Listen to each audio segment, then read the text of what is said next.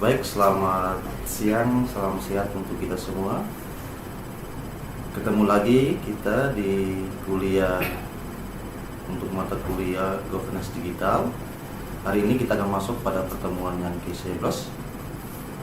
Di pertemuan ini kita akan melakukan materi, saya sebagai dosen mengampunya melalui video pembelajaran dengan materi yang akan saya bawa, yaitu jenis-jenis e-government. Sebelumnya itu, saya ucapkan selamat sehat, selamat siang untuk kita semua. Semoga kita dalam keadaan sehat walafiat, tetap semangat walaupun kuliah kita melalui LMS, tapi paling tidak mengurangi adik-adik mahasiswa baik dari UNU maupun dari Musamus untuk tetap belajar, tetap semangat untuk mencapai apa yang Anda inginkan. Baik, kita langsung kepada materi kita, bahwa sebagai pengantar sebelum kita masuk kepada materi inti, bahwa perkembangan dunia sekarang ini tidak lagi cara konvensional dalam arti untuk proses aktivitas kegiatan baik secara individu maupun secara organisasi, tapi sudah mengarah kepada penggunaan teknologi informasi dengan tujuan agar proses pekerjaan itu atau aktivitas yang kita lakukan baik secara individu maupun secara organisasi lebih efektif, lebih efisien, dan lebih transparan. Dalam hal ini, bahwa dalam hubungan dengan kehidupan organisasi pemerintah secara organisasi tidak mungkin sendirian dia bekerja.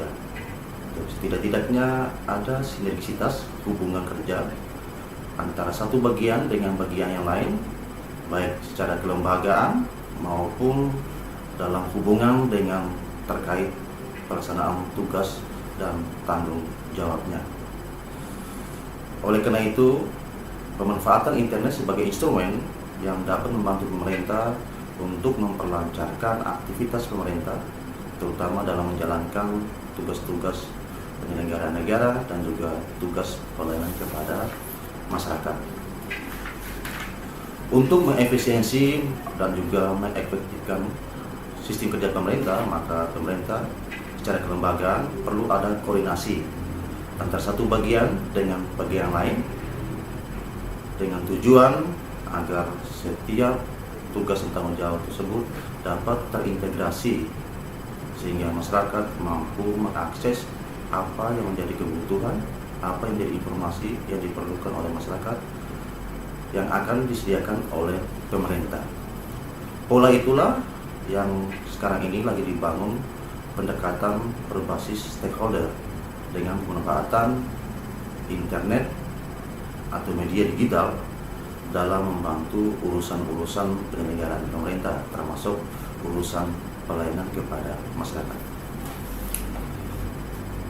Sehingga dalam pemahaman tersebut ada beberapa jenis penerapan e-government yang dilakukan baik dari sisi pemerintahan secara organisasi, secara kelembagaan, maupun hubungan pemerintah dengan pihak di luar pemerintah, dalam hal ini pihak stakeholder.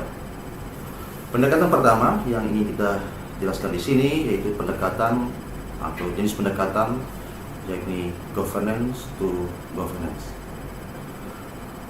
Jenis pendekatan ini merupakan suatu pendekatan di mana pemerintah saling menukar informasi dan data secara online. Artinya bahwa ada hubungan secara internal organisasi pemerintah dalam membangun kerjasama dengan pihak-pihak lain, dalam hal ini pihak yang berhubungan dengan organisasi pemerintah sendiri, yaitu antara satu bagian dengan bagian lain. Contoh, hubungan antara pemerintah pusat dengan pemerintah daerah, atau hubungan antara satu lembaga kementerian dengan kementerian yang lain. Hubungan-hubungan ini terkait dengan saling tukar-menukar informasi dan data. Contoh, informasi terkait dengan administrasi kependudukan, informasi terkait soal tenaga kerja, informasi terkait dengan bantuan-bantuan sosial lainnya yang merupakan bagian dari tugas dan tanggung jawab pemerintah. Adapun manfaat yang diperoleh dengan penerapan good government to government ini atau hubungan antara pemerintah dengan pemerintah, yang pertama, untuk meningkatkan efisiensi operasional pemerintah. Artinya satu instansi itu akan lebih efektif jika dia membangun hubungan dengan instansi yang lain, terutama dalam kaitan sharing informasi, sharing data, sehingga proses itu akan lebih efektif dan memotong rentang kendali. Jika satu organisasi terlalu monopoli dalam hal pelaksanaan tugas pemerintah, tentu akan tidak efektif. Yang kedua, manfaat yang kedua dengan penerapan government to government ini, yaitu untuk membangun kepercayaan dan juga kerjasama antara berbagai lembaga pemerintah, sehingga memudahkan masyarakat untuk bisa mengakses.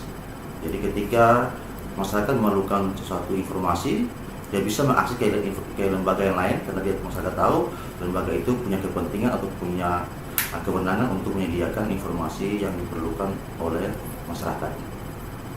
Di samping ada manfaat, ada tujuan dengan adanya penerapan government to government. Di sini saya coba untuk merangkum dalam dua tujuan besar. Tujuan pertama dengan ada penerapan government to government ini, yaitu untuk mendekatkan diri antara masyarakat dengan pemerintah. Yang kedua, untuk lebih mudah dalam proses kerjasama antara satu bagian dengan bagian yang lain. Dan tujuan kedua, yaitu untuk meningkatkan efisiensi dan proses komunikasi yang terjalin antara satu bagian dengan yang bagian lain dalam urusan pelaksanaan tugas pemerintah. Adapun contoh terkait dengan penerapan government to government.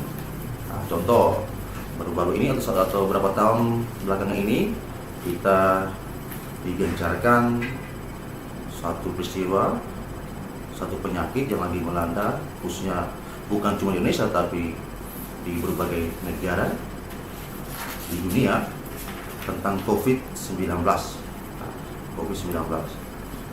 di mana untuk mencegah terjadinya penularan COVID, kita diwajibkan untuk vaksinasi. Nah, untuk mengecek apakah seorang itu sudah vaksin atau belum, pemerintah menyediakan suatu aplikasi yang namanya Lindung Peduli atau Peduli Lindung. Nah, aplikasi ini dibuat bukan cuma oleh satu kementerian atau lembaga, tapi merupakan perpaduan dari berbagai macam lembaga kementerian, di antaranya Kementerian Komunikasi dan Informatika, Kementerian Kesehatan, dan juga Kementerian BUMN. Tapi tidak hanya dalam satu internal pemerintah, tapi juga pemerintah bekerjasama dengan pihak di luar pemerintah, yaitu melalui Komite Penanganan COVID nasional. Berarti penerapan ini sudah menunjukkan, atau contoh ini sudah menunjukkan bahwa ada hubungan kerja antara satu lembaga kementerian dengan kementerian lain dalam mengatasi satu persoalan yang sama, yaitu tentang penanganan COVID-19 melalui aplikasi Peduli Lindung. Yang contoh yang kedua, untuk mensinergikan peraturan baik di tingkat provinsi maupun tingkat daerah, Kementerian Dalam Negeri membuat suatu aplikasi yang namanya e-Perda. Dengan tujuan untuk mengintegrasikan antara suatu peraturan yang dibuat oleh pemerintah daerah dengan pemerintahan pusat, agar pemerintah daerah dalam hal pembuatan aturan harus mengacu kepada peraturan-peraturan yang dibuat oleh pemerintah yang lebih tinggi, melalui tadi aplikasi e-Perda. Kedua contoh ini merupakan bagian dari contoh penerapan government to government. Sekarang kita masuk kepada pendekatan yang kedua, atau jenis pendekatan yang kedua, yaitu pendekatan government to citizen Pendekatan ini merupakan suatu bentuk pendekatan dalam hal membangun hubungan antara pemerintah dengan masyarakat, ya, pemerintah dengan masyarakat. Kalau tadinya pendekatan pertama lebih kepada pemerintah dengan pemerintah sendiri, artinya internal pemerintah. Pendekatan kedua lebih membangun hubungan antara pemerintah dengan masyarakat, nah, melalui pemanfaatan kanal-kanal digital ataupun pemanfaatan dunia internet sebagai basis ataupun instrumen dalam hubungan antara pemerintah dengan masyarakat. Adapun tujuan dari pendekatan atau jenis pendekatan government to citizen, yaitu yang pertama untuk mendekatkan diri antara pemerintah dengan masyarakat. Nah, artinya sekarang ini ruang terbuka masyarakat dengan pemerintah itu sudah mulai luas. Artinya masyarakat bisa berhubungan kapan saja dengan pemerintah, dan pemerintah juga kapan saja akan bisa berhubungan dengan masyarakat melalui kanal-kanal informasi tadi. Nah, yang kedua yaitu untuk memberikan layanan informasi dan komunikasi dengan biaya yang lebih murah. Nah, artinya dengan ada pendekatan ini akan memotong biaya hubungan, ya, biaya terkait dengan urusan-urusan pelayanan di mana masyarakat akan berurusan dengan pemerintah ataupun sebaliknya. Dan yang ketiga, dengan adanya pendekatan ini diharapkan untuk mengurangi prosedur pelayanan yang seringkali memerlukan waktu yang panjang, karena pelayanan lebih berbasis kepada online atau digitalisasi. Contoh dari pendekatan government to citizen, yaitu kita ambil contoh ketika kita ingin memperpanjang SIM atau surat izin mengemudi ataupun STNK, kita bisa saja mengunjungi aplikasi yang dibuat oleh Satuan Polisi atau Polri, yaitu Karlantas Polri Go ID. Nah, aplikasi ini dengan tujuan untuk masyarakat bisa akses, tidak harus datang ke kantor atau kantor Samsat, tapi bisa melalui aplikasi ini. Nah, contoh yang kedua, ketika mungkin untuk saudara-saudara yang Islam untuk pergi naik haji, bisa melalui aplikasi yaitu Kemenak Go ID. Nah, aplikasi ini membantu untuk teman-teman atau saudara kita yang beragama Islam untuk rencana naik haji bisa menggunakan aplikasi ini. Nah, yang tujuan untuk lebih mendekatkan diri antara pemerintah dengan masyarakat, tapi juga menghemat biaya dan juga memangkas prosedur pelayanan yang memerlukan waktu yang panjang. Jenis pendekatan ketiga yaitu government to business. Model pendekatan ini yaitu bagaimana pemerintah menyediakan layanan-layanan informasi dalam pengembangan dunia bisnis ataupun dunia usaha. Model ini yaitu dengan tujuan agar pengembangan ekonomi masyarakat tetap berjalan dengan hadirnya industrialisasi. Namun di sisi lain, pemerintah sebagai penyedia jasa layanan harus bisa melihat bagaimana agar urusan-urusan dalam rangka pengembangan industri tadi, terutama berkaitan di dunia bisnis, lebih mudah untuk diakses. Nah, contoh pemanfaatan atau pengurusan yang berhubungan dengan izin usaha misalnya. Dan kedua, proses tender ataupun proyek-proyek yang berhubungan dengan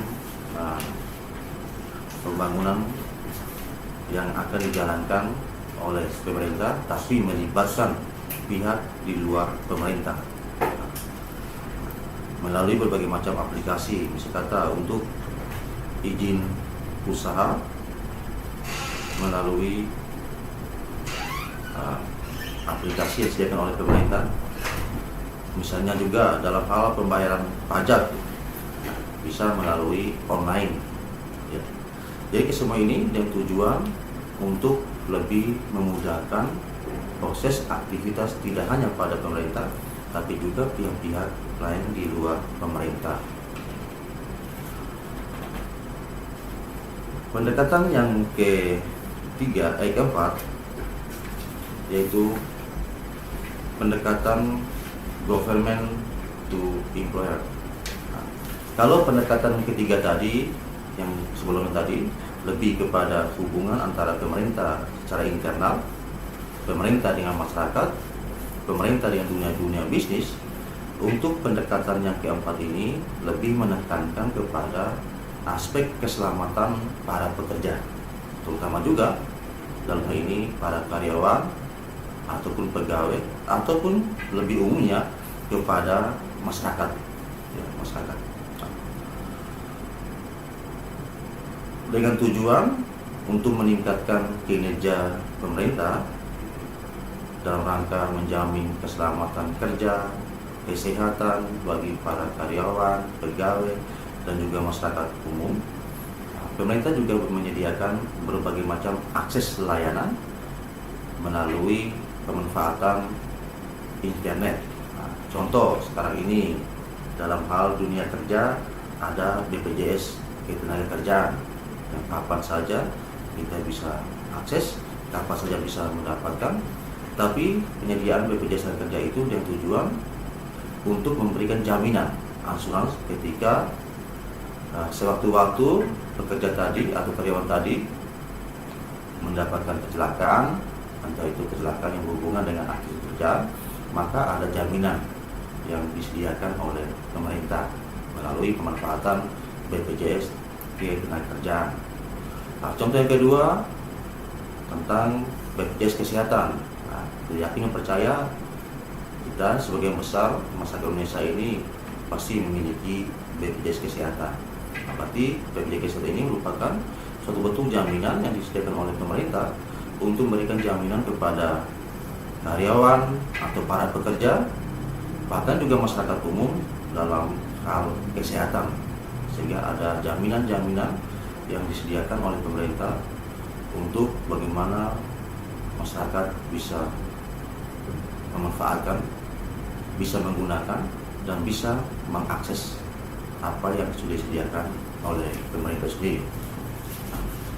Hal ini dengan tujuan agar hubungan pemerintah dengan masyarakat tidak ada lagi gap, tidak ada lagi kesenjangan, tidak ada lagi batasan, tetapi justru akan lebih mempererat dan juga saling kerjasama antara pemerintah dengan masyarakat itu sendiri.